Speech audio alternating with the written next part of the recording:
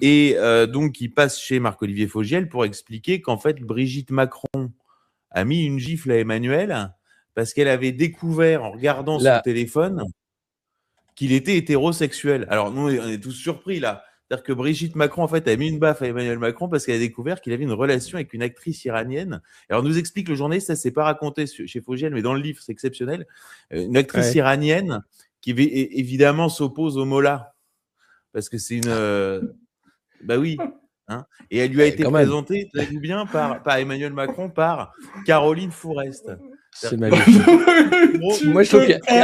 Alors, elle aussi est une tombeuse d'hommes, ça tombe bien parce que Emmanuel Macron est un homme à femme, Caroline Fourest est une tombeuse d'hommes, et là-desdessus arrive Golshifté.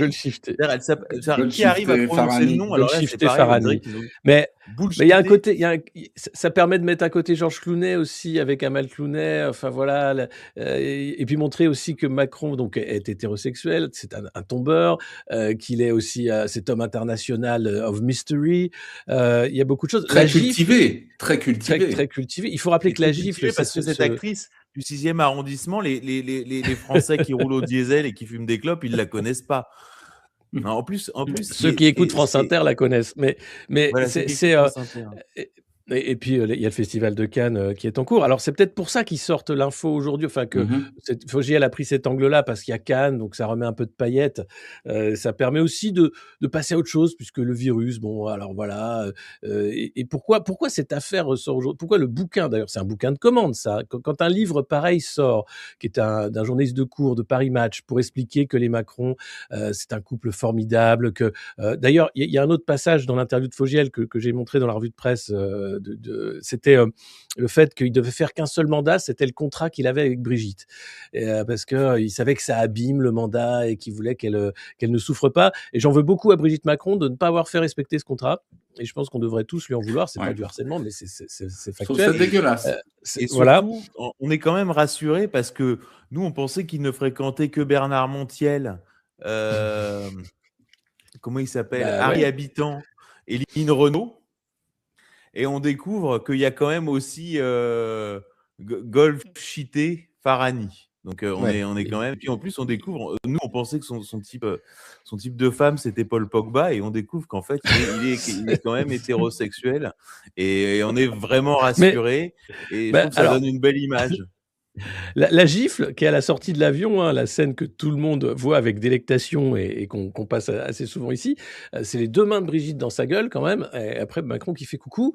À l'origine, il faut rappeler quand même que l'Élysée avait démenti, d'abord en faisant passer ça pour du deepfake russe, et puis ensuite en expliquant que bon, c'était une chamaillerie, en fait il rigolait et rien de grave. Puis après on voit quand même qu'elle tirait la gueule, Brigitte, puisque elle lui prend pas la main. Donc on ne sait pas, alors si ce sexto de Golshifté Farhani est à l'origine du désastre, ou s'il y a quelque chose d'autre derrière. Est-ce qu'on sait aujourd'hui quel est l'état de la relation entre Brigitte et Emmanuel Macron, ou est-ce que là c'est vraiment une boîte noire, Mime Marchand veille, et il sera impossible de savoir ce qu'il en est, à part si on demande à Bruno Roger-Petit éventuellement? Non, alors ce qui est intéressant, c'est que en fait longtemps c'était super verrouillé, et là pour mener cette opération de com, parce qu'en fait il y a quand même le procès américain qui arrive.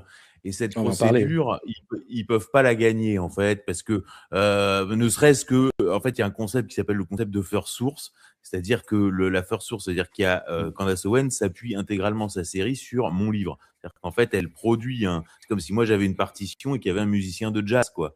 Et en fait, Candace Owens, c'est un musicien de jazz, mais la partition, c'est moi qui l'ai faite, et la partition, elle a jamais été poursuivie pour diffamation. Or, il se trouve que devant la justice du Delaware, c'est le pays de base de l'accusation dont on retient la loi pour la prescription. Donc, les faits sont prescrits depuis, puisque le livre est sorti en février, mars, avril, mai. Donc, en fait, ils poursuivent sur des faits qui sont prescrits. Enfin, tout ça n'a aucun sens. Et il y a le deuxième point qui est l'actuel malice, c'est-à-dire qu'aux États-Unis, c'est pas, vous n'êtes pas condamné pour diffamation si ce que vous avez dit est faux, contrairement à la France. Alors, en France, vous pouvez faire condamner très facilement quelqu'un pour diffamation, y compris si ce qu'il a dit est vrai, mais vous prenez pas beaucoup d'argent. Alors qu'aux États-Unis, c'est très compliqué. Il faut prouver que celui qui a proféré les accusations savait que c'était faux et les a proférés sciemment, mais à ce moment-là, vous pouvez ramasser un maximum d'argent. Et je pense qu'en fait, l'avocat des Macron les a gentiment escroqués parce que lui, C'est il sûr. voulait se montrer C'est partout sûr. comme étant Mais l'avocat des Macron. Et voilà. Et alors, en plus, avec des opérations de communication un peu foireuses sur les histoires de preuves scientifiques. Mais là, devait arriver donc oui, le document, la première étape qui était la requête en nullité de Candace Owens le 28 avril. Et Macron ont préparé donc du coup une opération de com avec cet énorme article dans la la tribune du tribune dimanche. écrit Ouais. par la fille de Laurent Geoffrin et Mhm. qui est la fille de Laurent Geoffrin qui porte le nom de sa mère, Sylvie Delassus, qui est Au l'éditrice secours. de Florent Tardif chez Albin Michel. Enfin, pour Au quand secours. Florent même Tardif, qui est dire le journaliste de Paris Match, qui fait le de bouquin. Ouais, c'est Paris ça. Match, qui nous explique qu'Emmanuel Macron est un séducteur Mm. d'actrices iraniennes de cinéma d'arrêt d'essai.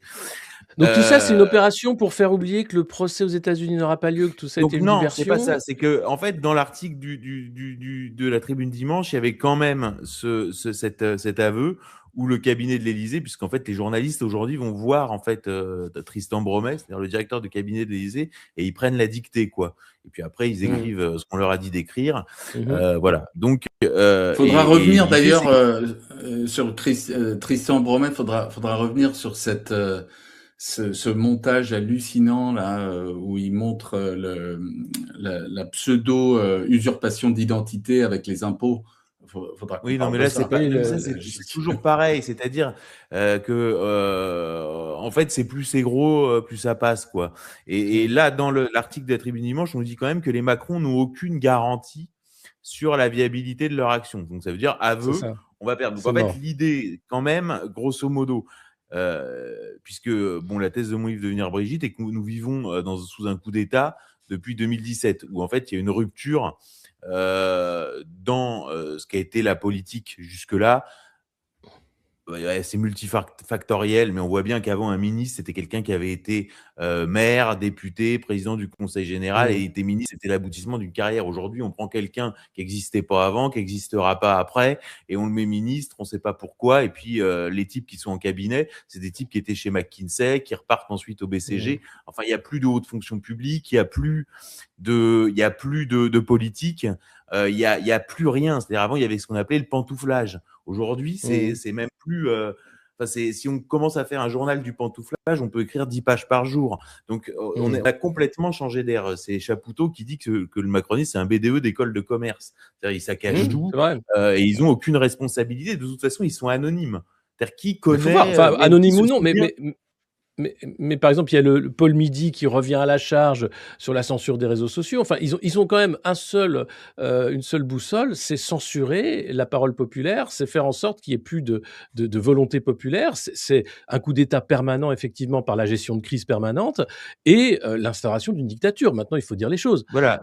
Et ces gens-là ont été placés, comme tu le dis, puisque le vote est par défaut. Hein, c'est Macron contre bidule truc contre un Le Pen et jusqu'à présent, ça fonctionne, c'est bidule truc. Mais 2027, ils ont mis un bardel là, donc ça pourrait marcher. Les deux concepts centraux à comprendre, c'est que 2017, c'est l'idée qu'en fait, je dirais, la caste qui dirige la France se dit la démocratie, c'est plus possible et on va calquer ce qui se passe en Russie comme nous le percevons et comment nous l'avons expliqué en France. C'est pas calquer ce qui se passe en Russie, c'est pas avoir un pouvoir autoritaire et essayer de redémarrer le pays. Non, c'est un pouvoir autoritaire, un État profond, donc le FSB et puis nous, notre État profond, et des oligarques qui se gavent et vous fermez votre gueule. Donc en fait, c'est ça. Et en fait, En Marche, c'est Russie unie, c'est-à-dire un parti fantoche avec des hommes politiques fantoches, l'incarnation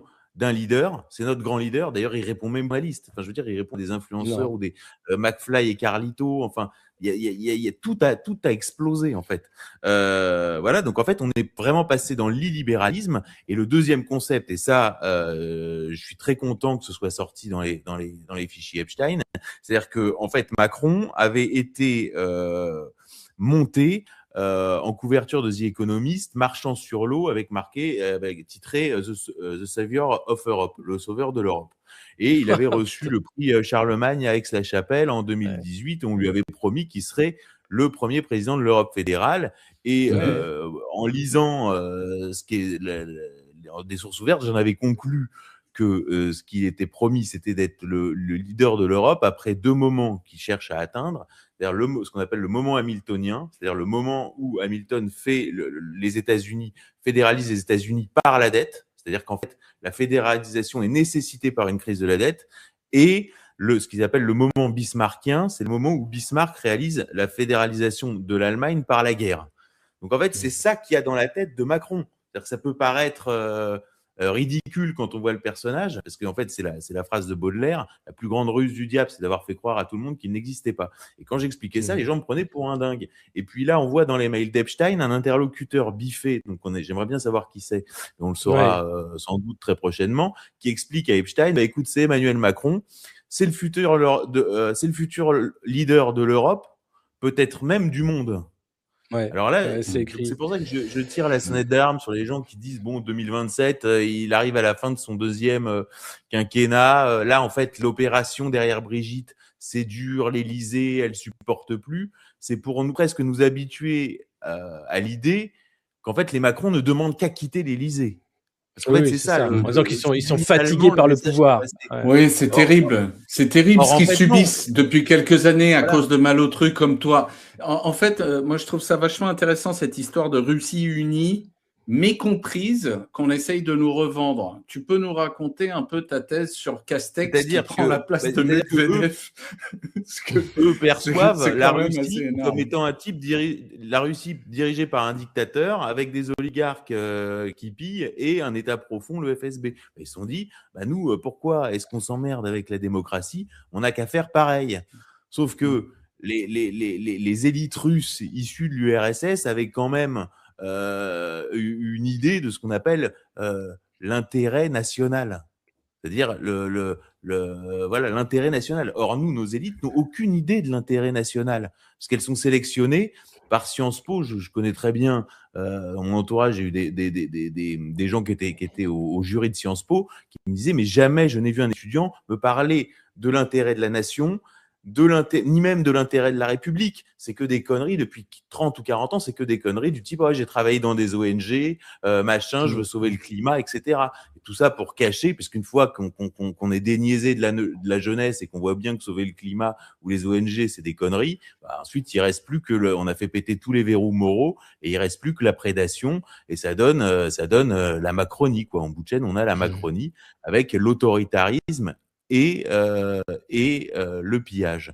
Donc c'est ça la situation, avec des opérations de com grotesques, puisque plus personne n'entendait parler de la gifle, et plus personne n'avait entendu disons que la gifle et l'hétérosexualité ou homosexualité de Macron sont pas dans l'actualité. Là, on est quand même sur la visite de Xi Jinping, de Donald Trump avec Xi Jinping, avec un nouveau Yalta qui est en train de se décider entre Russes, Chinois, Américains. On voit qu'il y a des négociations qui sont très musclées et qui peuvent dégénérer en guerre mondiale. Enfin, c'est assez.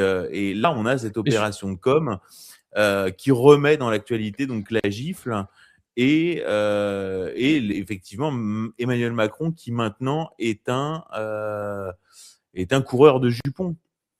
Quasiment, ouais. Enfin, du moins un couple qui est en crise, donc on prépare peut-être aussi la sortie de Brigitte. Est-ce qu'il va se passer quelque chose à la fin de ce pouvoir français de Macron pour le préparer justement au plan qui reste d'actualité, hein, le faire devenir président de l'Europe fédérale.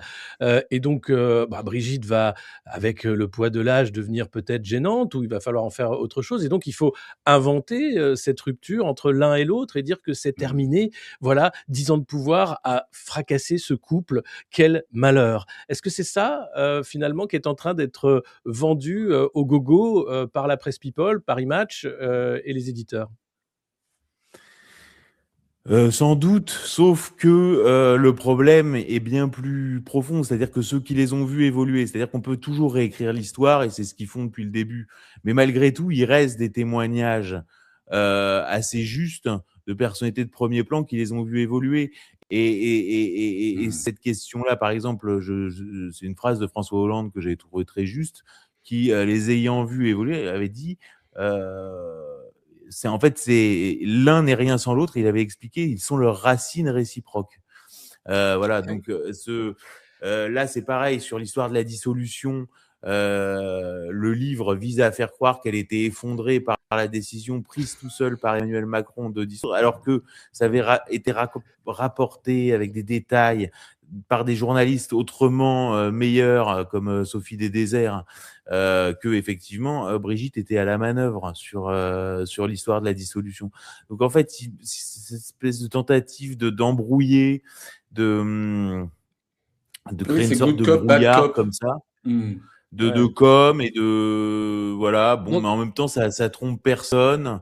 C'est assez bizarre et on voit bien qu'en fait, Macron est plutôt à l'affût d'événements, c'est-à-dire de provocation à la guerre, quoi. Clairement, là, on est dans une situation, c'est assez fascinant d'ailleurs, parce que Trump essaye d'arrêter la guerre en Iran. On voit bien que Netanyahou veut qu'il poursuive, puis Macron envoie le Charles de Gaulle pour voir si lui, il pourrait pas y aller aussi un peu. Donc, on a un énorme problème, c'est très dangereux. Et ce qui est important, c'est de faire de la formation sur ces opérations de communication. Je rappelle simplement sur l'affaire Golchité, Farhani. Farhani, ouais. Le point de référence, c'est l'affaire Mathieu Gallet. Il faut comprendre, parce qu'on dit souvent que l'histoire de Macron et de Brigitte, ce qu'on a surtout caché au début, c'était le fait que Macron avait 14 ans. Et qu'elle en avait 39 et non pas 17 et 36 comme ils avaient raconté. Et ça avait été monté par Havas, c'est-à-dire Finkelstein, Emelien et toutes les équipes d'Havas, qui est propriété de Vincent Bolloré d'ailleurs. Or, quand on officialise doucement qu'il avait 14 ans, c'est-à-dire qu'on nous dit il est en fin de troisième, il joue Jacques et son maître, son cœur chavire, il a déjà son regard d'aigle. Donc ça, on l'écrit dans Paris Match. Il est en fin de troisième, donc on ne nous dit pas il a 14 ans, on nous dit il est en fin de troisième. Et en fait, comment on passe de ça à ça? Un aigle précoce, un aiglon. Parce que à l'époque, c'est eux-mêmes qui ont lancé la rumeur Mathieu Gallet. C'est-à-dire qu'en fait, la rumeur Mathieu Gallet, en fait, c'est très simple. C'est-à-dire qu'à l'époque, les Macron réseautent pour faire leur campagne. On est vers 2016, qui va lancer sa campagne au mois de novembre, et on est au printemps, fin de l'hiver, début du printemps 2016, et ils ont des réunions à Bercy. C'est-à-dire qu'en fait, ils font 2 dîners à Bercy par jour, avec journalistes, intellectuels, enfin, ils reçoivent le tout Paris. D'ailleurs, ils vont cramer la caisse, c'est pareil, le parquet national financier n'a jamais tellement enquêté dessus, pourtant tout est documenté, il y a des livres, etc. Mais bon. Et à la fin, en fait, ce qui se passe, c'est qu'à la fin du repas, Brigitte se lève et s'adresse aux convives et leur dit si dans Paris, on vous dit que Emmanuel est avec Mathieu Gallet et qu'il a une double vie, alors c'est faux. Et alors les types rentrent chez eux, ils voient leur bonne femme, mais tu sais que Mathieu, Emmanuel Macron sera en couple avec Mathieu Gallet. Et c'est comme ça qu'elle part, la rumeur Mathieu Gallet. Et ça, c'est sourcé par Marc Andevelde et par des journalistes de gala. Donc c'est pas des voilà. Et à qui des membres de l'entourage de Macron a dit oui, la rumeur Mathieu Gallet, nous l'avons nous-mêmes fait courir. Et dans quel intérêt? Puisqu'au moment où on officialise que c'est 14 ans, les gens se disent, en fait, il est homo, puis Brigitte, c'est juste une couverture. Donc, c'est plus intéressant. Et là, sur la rumeur de l'actrice iranienne, ça a été un peu le même fonctionnement, puisqu'en fait, ça fait déjà 2 ans qu'on nous bassine avec cette histoire de Golfité. Ah, mais tu sais, Emmanuel, il est en couple avec une actrice iranienne. Et là, donc, cette affaire qui a jamais pris, en fait, parce que, en fait, c'est un feu de brousse qui a jamais pris l'affaire de l'actrice iranienne. Et là, on nous le recycle à un mois du procès américain pour essayer de nous faire croire que effectivement Emmanuel Macron. Mais il aura lieu ce procès américain ou pas du tout? Là, il y a une date prévue le 22 juin. Honnêtement, ça devait être le 28 avril. Ça vient d'être repoussé. Pourquoi voilà, ça a été repoussé de 2 mois puisque l'avocat de Candace Owens, qui est l'avocat de Donald Trump, s'est retiré, ce qui fait que ça a été décalé au 22 avril. 22 avril. Non, 22 juin. 22 juin. Et les pronostics selon les blogs judiciaires américains, mais cela dit, de ce que j'ai pu voir, ça colle. C'est qu'à 80%, en fait, la plainte sera annulée et on demandera au Macron s'ils veulent la porter au niveau fédéral ou dans le Tennessee. Et à ce moment-là, il faudrait que les Macron répondent. Mais à mon avis, ils reporteront ni leur plainte ni dans le Tennessee. Mais les journalistes français leur demanderont rien, leur demanderont aucun compte. Ce qui est incroyable, c'est à quel point la presse.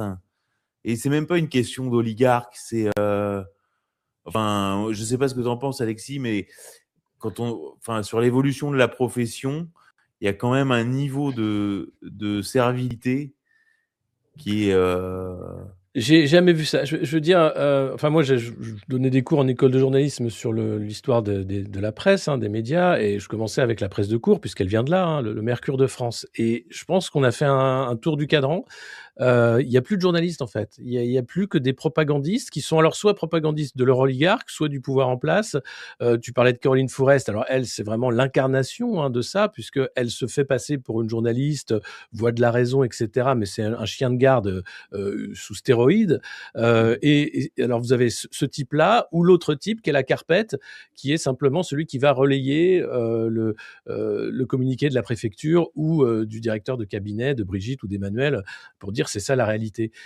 Et quand on voit l'indigence des enquêtes, hein, qu'il peut y avoir, d'ailleurs, Devenir Brigitte, c'est une enquête journalistique qui, jusqu'à présent, n'a pas été débunkée. Enfin, il me semble pas qu'il y ait eu de procès ou de choses qui font que ce qui est dans le livre a été jugé pour mensonge, fausse information ou quoi que ce soit. Tu peux me corriger si c'est le cas? Ah bah non, mais moi, là, j'ai fait quand même la tournée des popotes. C'est-à-dire, j'ai fait Le Monde, j'ai fait BFM, je les ai tous faits.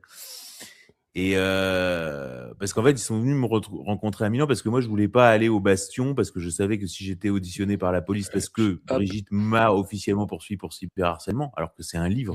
Il y a une enquête journalistique, donc il n'y a pas de cyber, il n'y a pas de harcèlement. Ça n'a aucun sens. C'est une enquête. Voilà, non, il faut rappeler que c'est une enquête journalistique, voilà, parce que c'est pas seulement. C'est pas un roman. Sorti de la procédure. Ils m'ont sorti de la procédure parce qu'en fait, ils hésitent à faire passer la loi du cyberharcèlement, qui est en fait la loi Schiappa, qui a été pensée pour protéger les adolescents des réseaux sociaux qu'on essaye d'appliquer à Brigitte Macron. Et en fait, ils hésitent à la passer, à remplacer cette loi, enfin à contourner la loi de 1881 par cette loi. Donc, ils ont condamné des gens qui ne tirent pas leurs revenus de l'activité de journaliste. Donc, en fait, les poursuites sont au point mort. C'est-à-dire que les poursuites sont pas mortes. Je suis pas poursuivi pour diffamation. De toute façon, quand on lit le livre, c'est que des faits qui sont sourcés. Et sur les points qui pourraient être soumis à objectivité ou subjectivité, j'ai utilisé un logiciel qui est le numéro 1 de la reconnaissance faciale, selon le Forum économique mondial, et qui est utilisé par Xi Jinping pour reconnaître 1,5 milliard de Chinois. Et ce logiciel me dit Brigitte Macron, c'est pas Brigitte Trogneux, c'est Jean-Michel Trogneux. Voilà. Donc ensuite, quelle est la probabilité qu'un logiciel de reconnaissance faciale qui reconnaît 1,5 milliard de Chinois, la reconnaissance faciale aujourd'hui, c'est quand même quand vous ouvrez votre compte en banque en ligne, quand vous prenez l'avion à l'aéroport, enfin c'est tout le temps la reconnaissance faciale. Même, je sais pas, en Italie, on a un France Connect, c'est toujours avec la reconnaissance faciale. Là, récemment, j'ai dû repasser le permis et le code de la route. C'est pareil, je me suis mis devant un ordinateur, on m'a reconnu avec la reconnaissance faciale. Faut pas raconter de conneries. Pourquoi des solutions qui marchent sur tout le monde planteraient sur Brigitte? Donc en fait, on peut pas poursuivre, on peut pas nier. Et les journalistes que j'ai reçus en privé sont à peu près normaux, et dès qu'ils allumaient le micro, c'était les questions que voulaient me poser les flics. Mais des questions absurdes. C'est-à-dire, en fait, c'est-à-dire d'essayer de démontrer que c'était un complot, en fait, que je travaillais, enfin, j'étais un agent triple KGB, CIA, extrême FSB, droite, pas une sorte Mossad, du coup. d'international nazi, quoi, avec Poutine et Trump. Mais alors, combien d'exemplaires de Devenir Brigitte ont été vendus jusqu'à présent?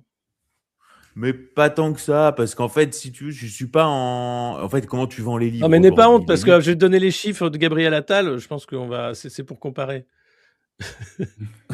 Non, mais j'ai vendu, mais j'ai pas vendu, j'ai pas fait un best-seller à plusieurs centaines de milliers, comme on peut penser. Je suis que en vente sur Amazon, je suis pas en vente dans les... en fait, les ventes, il n'y a pas les librairies, etc. Mais bon, parce que Gabriel Attal, en 2 semaines, c'est 5900 ventes, hein, avec une campagne marketing qui passe par la terre entière via le satellite, etc. Donc, je pense qu'on est... C'est pas si mal, hein, tu sais, les livres politiques, c'est beaucoup, c'est beaucoup. C'est plutôt pas mal. Généralement, c'est 500, 300. Voilà, c'est ça.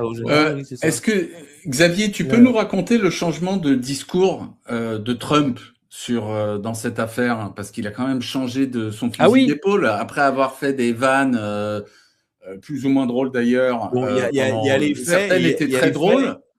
Voilà. Alors, il y a les faits et il y a l'analyse qu'on peut faire des faits. Il y a les faits et l'analyse qu'on peut faire des faits. Le fait est que euh, Donald Trump, comme d'ailleurs Berlusconi ou Bolsonaro, a fait, parce que la brigittologie, c'est quand même un sport d'élite, fait partie de ceux qui, dès le début, ont tiqué, quoi. Voilà, c'est-à-dire le type qui tique pas, pour moi, c'est un mec qui a pas d'âme, quoi. Je veux dire, on lui a tout enlevé. Mmh. Si devant ça, tu tiques Ouais. pas, c'est que t'es perdu pour l'humanité, quoi.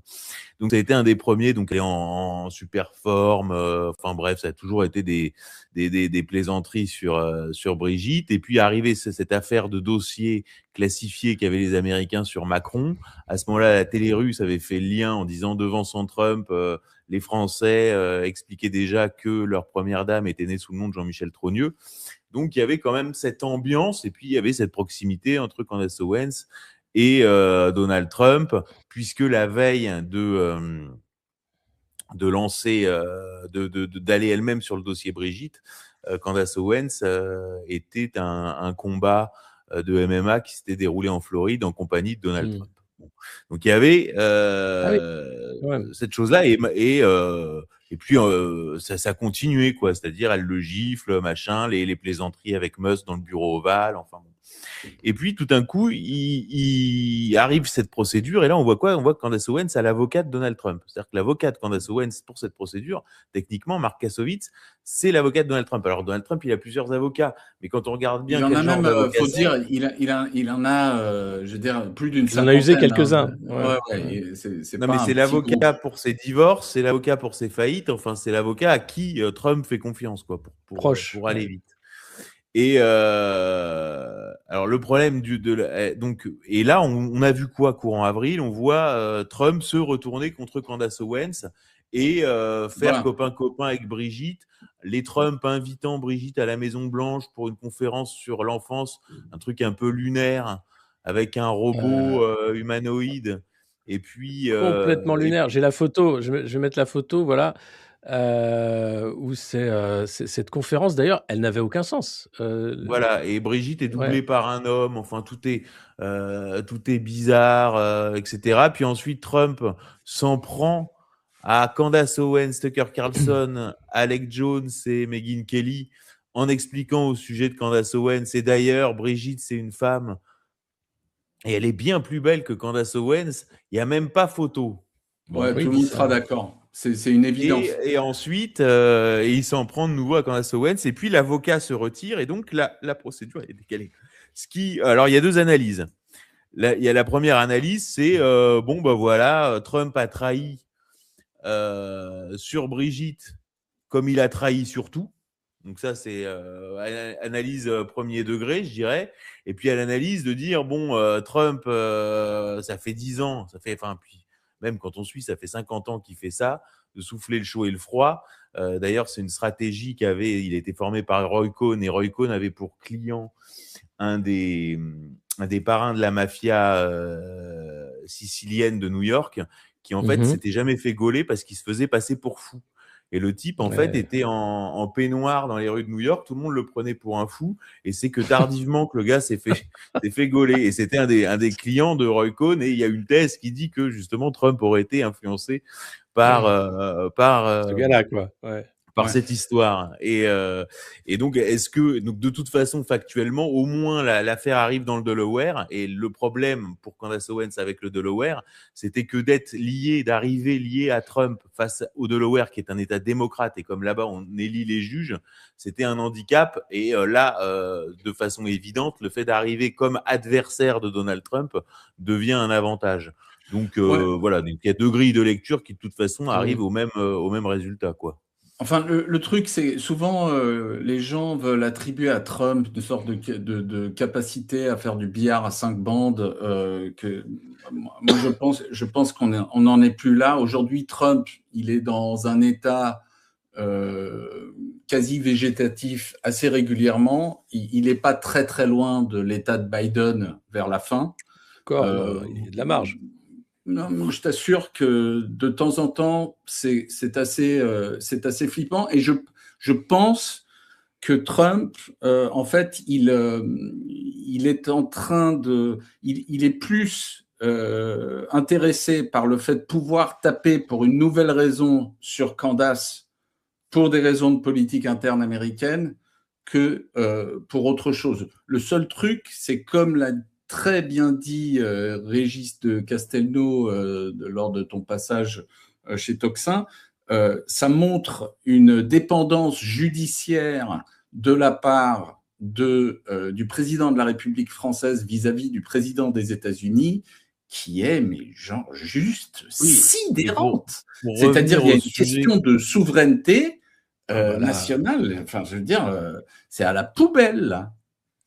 Non, puis c'est-à-dire que la presse française, c'est-à-dire au lieu d'aller recueillir les confidences de Tristan Bromet, du cabinet de Brigitte Macron, la question c'est de savoir pourquoi on a recruté un type qui venait de la DGSE qui s'occupait de la Nouvelle-Calédonie, qu'on a nommé directeur de cabinet de la présidence de la République pour gérer l'affaire Jean-Michel Trogneux et arrêter les citoyens qui retweetaient des blagues sur Brigitte.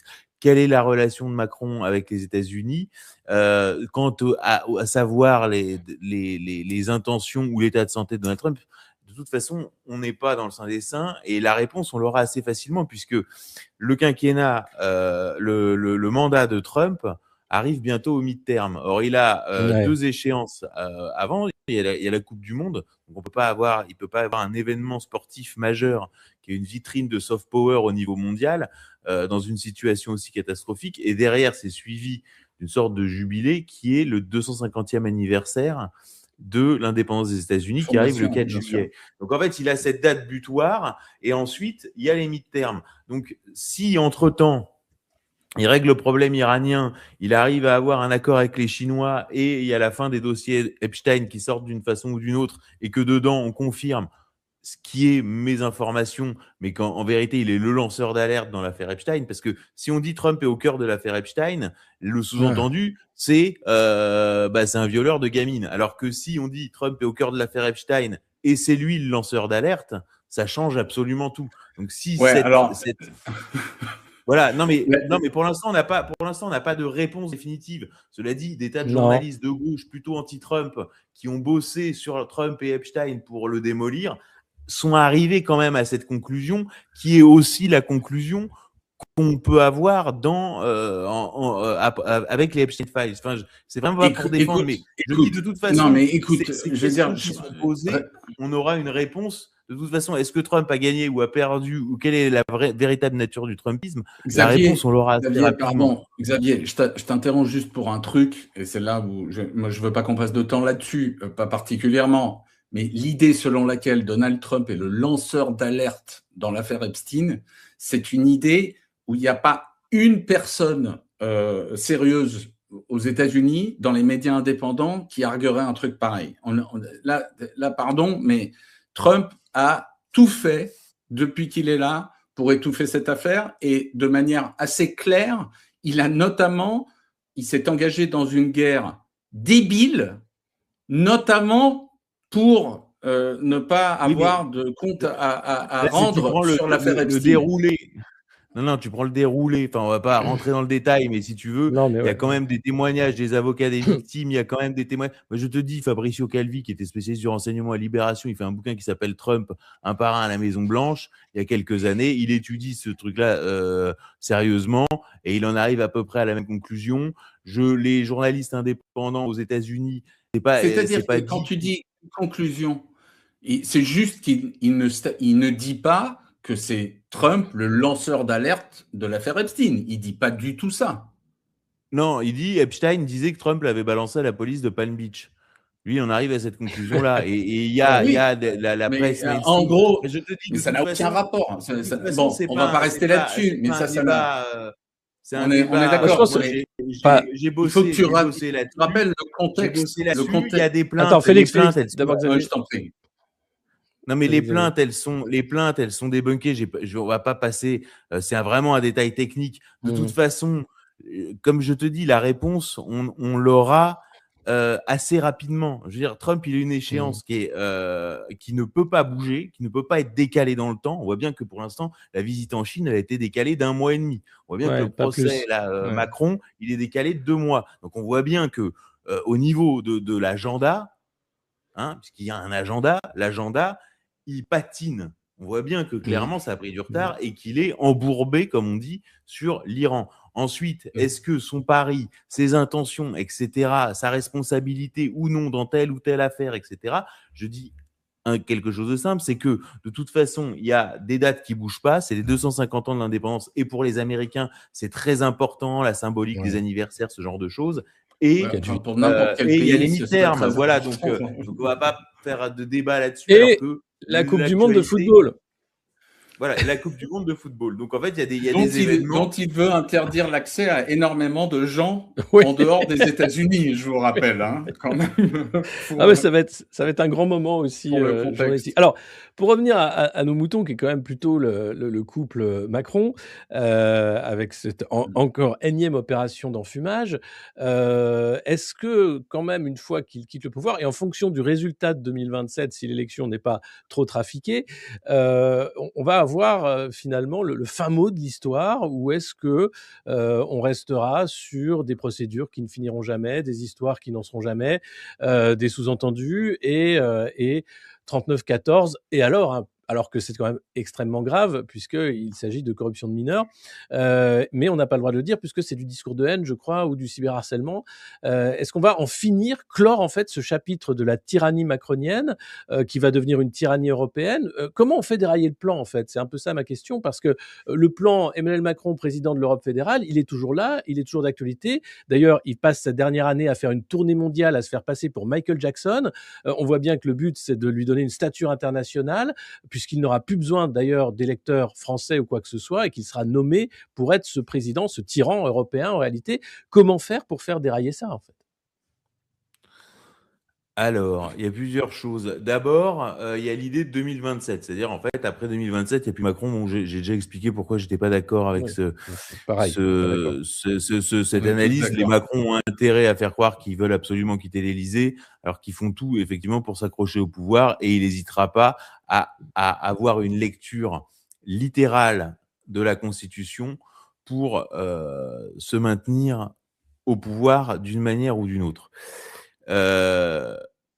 Pour revenir sur le sujet de la presse, c'est-à-dire que le problème qu'on a, c'est effectivement pourquoi on a une presse qui ne fait pas son boulot. C'est-à-dire que sur à toutes les étapes de ce qu'on a fait sur Brigitte, la presse a admis des choses. C'est-à-dire que l'Élysée dise ça nous intéressait pas du tout, et en fait on s'est fait déborder parce que on pensait pas qu'un truc aussi ridicule allait prendre. Ce qui est faux, c'est complètement faux. En fait, moi je couvre l'affaire dès le début, puisque Natacha Ray envoie, qui est une simple citoyenne, qui regarde les photos et qui dit mais c'est pas possible, hein, Brigitte c'est son frère, c'est Jean-Michel, ce frère qu'on nous a caché. Et elle est pas journaliste, c'est vraiment une citoyenne, et elle a cette intuition, voilà, et elle envoie à un membre de la famille Trogneux, dont je trouve le numéro sur Internet. Je lui dis, on gardera ça de côté, on posera les questions le moment venu. Puis elle patiente pas. Et elle lui envoie ce texto. Je sais tout pour vous. Je sais tout pour Jean-Michel. Je sais tout pour Laurent, Stéphane et Sébastien. Et quelques jours après, elle a sa porte défoncée. Elle est emmenée en garde à vue. Elle est retenue, et c'est complètement disproportionné. Et là, je me dis, tiens, est-ce qu'elle a mis le doigt sur quelque chose? Et moi, à ce moment-là, je pose la question. Je pose la question, on fait les documents. On est à l'été 2021. Je dis, pourquoi Brigitte rechine-t-elle à s'épancher sur son passé? A-t-elle peur d'en voir ressurgir Jean-Michel, ce jeune garçon aux attaches fines et au cœur perturbé? À ce moment-là, moi, je suis en Italie, donc ils n'arrivent pas à me choper. Donc ils vont choper mon webmaster sous un prétexte bidon. Ils le placent sous contrôle judiciaire et il est assigné à résidence, alors que lui aussi vivait à l'étranger. Donc en fait, il y a tout de suite, et puis on a un contrôle fiscal qui se déclenche. Donc en fait, on a tout de suite un appareil de répression extrêmement important. Donc aujourd'hui, ils disent « Ah, on s'est laissé déporter, emporter, on n'a pas prêté attention tellement c'est ridicule. » Mais les journalistes, Emmanuel Anison qui vient débunker l'affaire, ce que je viens de raconter, elle l'écrit. Ensuite, quand je dis il y a le directeur de cabinet qui est un ponte de la DGSE qui s'occupait de la Nouvelle-Calédonie, qui est là pour gérer l'affaire Trogneux à l'Élysée, c'est raconté par Le Monde. Et en fait, le problème, c'est qu'à chaque étape, les journalistes ne racontent pas l'étape précédente. C'est-à-dire que leurs confrères ont fait un peu un bout du boulot, mais ils assemblent jamais les pièces du puzzle. Et donc, du coup, on repart à chaque fois au début. Donc, le problème qu'il y a, comme toujours en France, c'est que c'est comme la Seconde Guerre mondiale, quoi. Il y a les forces françaises de l'intérieur et puis il y a l'extérieur. Donc, moi, j'ai pas beaucoup de mérite puisqu'effectivement, je suis à l'extérieur. Et on a quand même la chance une chance qui est qu'Emmanuel Macron s'en prenne frontalement à Pavel Durov et à Elon Musk. Et est-ce que...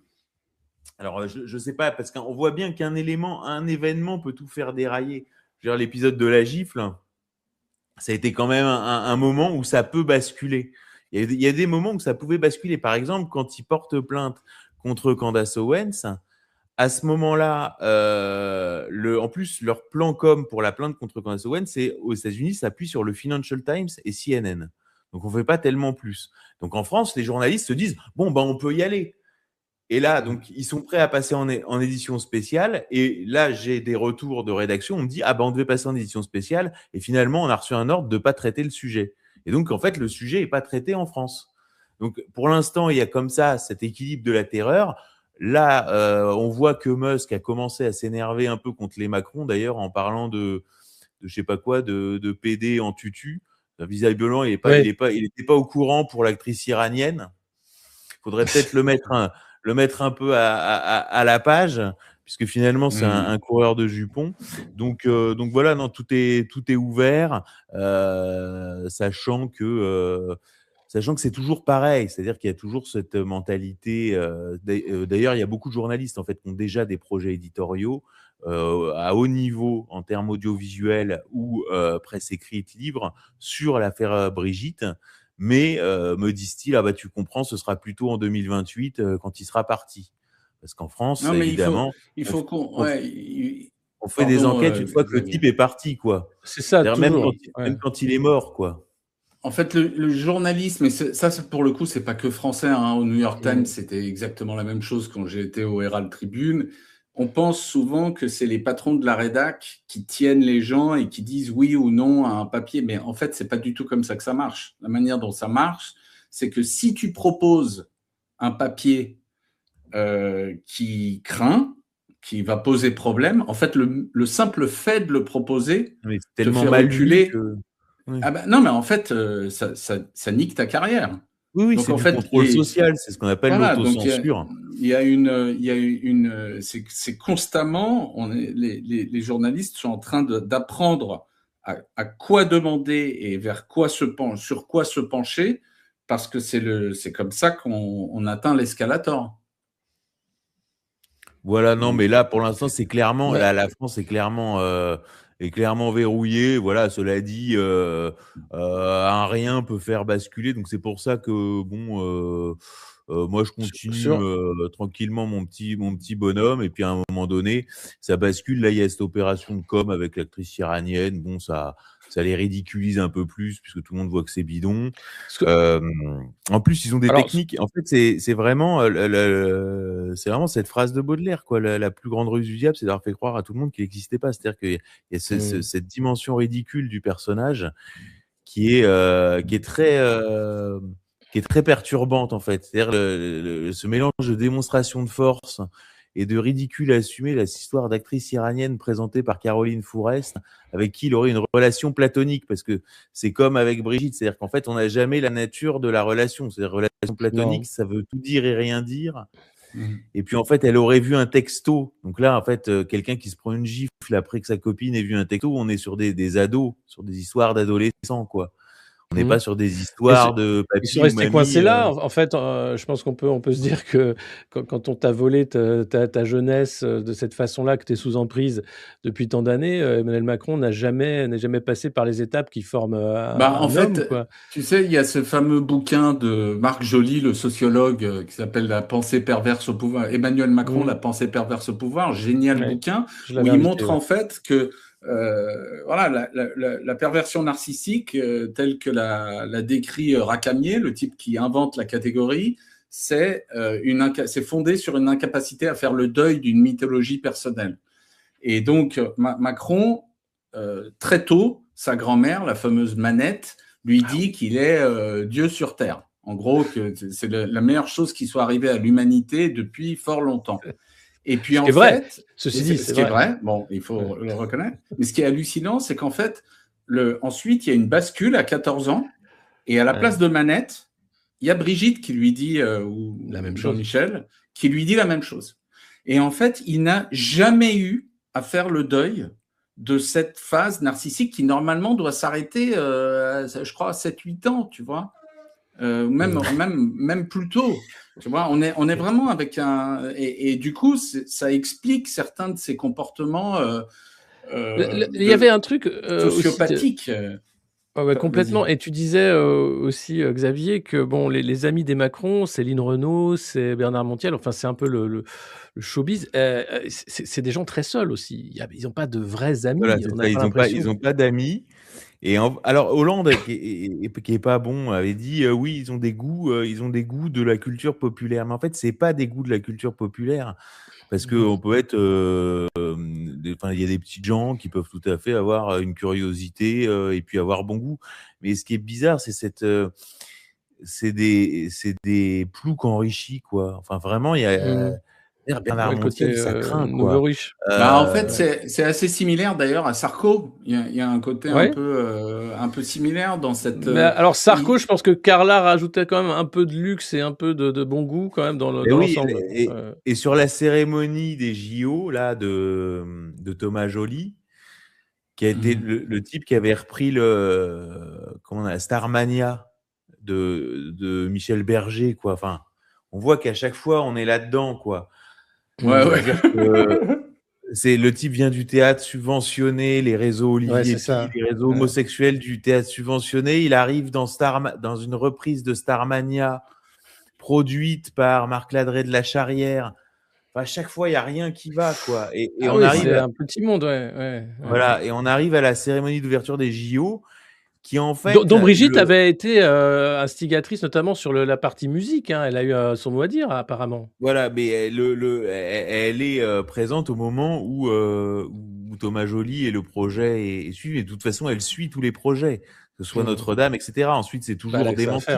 En fait, c'est toujours raconté au début. Puis après, quand ils voient que c'est le shitstorm, c'est démenti. C'est comme sur le phallus pour remplacer la flèche de Viollet-le-Duc à Notre-Dame. Ce projet a existé. Il y a plusieurs témoins. Alors aujourd'hui, on dit c'est une fake news, mais non, c'est écrit noir sur blanc dans le livre de Roselyne Bachelot. Il y a d'autres témoins, etc. On est tombé bien bas depuis Paul Ricoeur, quand même. Mais c'est vrai. Voilà. Mais mais c'est la démocratisation du palace, en fait. C'est-à-dire que on est dans le palace, la boîte de nuit. Hein. Ouais. Voilà. Oui, parce que ce que les gens savent pas, c'est que les Macron, avant d'arriver devant les caméras mises en scène par Mimi Marchand, c'est des gros teufeurs en fait. Ils passent leur vie en boîte de nuit. C'est quand même ils sont connus du tout Paris de la night. C'est pas des gens très sérieux, hein, même s'il fait la commission Attali, etc. C'est à la base, c'est quand même une vie de Parisien mondain. Ça, parce que quand on voit le passé de Michel Marchand.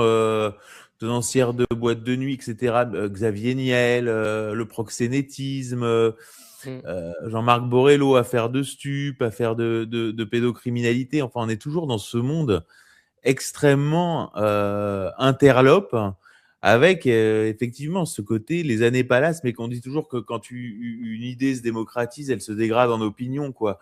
C'est-à-dire que en fait, c'est le palace, mais pour la France, enfin je dirais plouquisée, quoi. C'est-à-dire que c'est vraiment tout est plouc, tout est laid et tout est grotesque. Hein. Et on vit dans ce grotesque-là. Et puis bon bah la seule chose sur laquelle on peut travailler et qu'on peut espérer, c'est au moins réveiller les gens sur ce dossier, c'est-à-dire qu'ils vont tellement loin qu'au bout d'un moment, des gens finissent par voir. Hein. Il y avait eu la fameuse fête de la musique à l'Élysée, il y a eu le voyage aux Antilles, il y a eu les 2 Coupes du Monde, la première avec Pogba, la deuxième avec Kylian Mbappé, avec ces moments tellement gênants, tellement répétés, ce détournement des moyens de l'État, puisque ce sont des piques-assiettes qui payent la procédure américaine. Pourquoi un trou de millions dans les pièces jaunes, etc., etc. Non, et à un moment donné, moi, mon but, si vous voulez, c'est d'atteindre le moment de rupture de la digue. C'est-à-dire qu'une fois que la digue est tombée, tout passe. Et ce qu'il faut, c'est obtenir le moment de rupture de la digue avec deux angles. C'est comment est-ce qu'ils gèrent les affaires relatives à leur vie privée. Ça peut être un premier angle. Et puis le deuxième angle, ce sera effectivement plus tard, quel a été leur passé. C'est-à-dire quelle est la vie de Macron avant Brigitte et quelle est la vie de Brigitte avant Macron.